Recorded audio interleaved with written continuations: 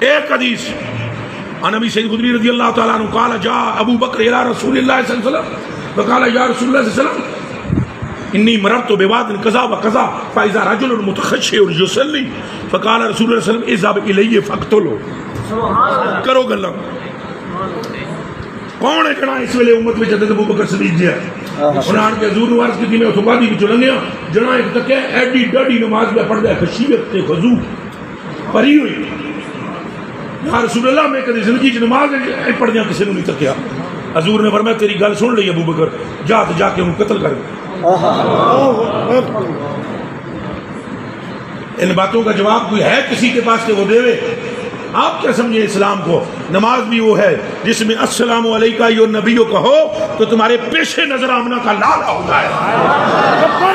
لبیک لبیک لبیک یا رسول اللہ لبیک لبیک لبیک یا رسول اللہ لبیک لبیک لبیک یا رسول اللہ لبیک لبیک لبیک یا رسول اللہ لبیک لبیک لبیک یا رسول اللہ لبیک لبیک لبیک انہیں قرآن نہیں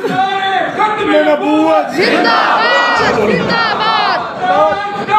ختم نبوت زندہ باد زندہ باد لگانے والا بندہ کھڑا ہو کر نعرہ لگائے جس کا نعرہ لگانا کھڑا ہو کر لگائے ختم نبوت زندہ باد زندہ باد ختم نبوت زندہ باد زندہ باد ختم نبوت زندہ باد زندہ باد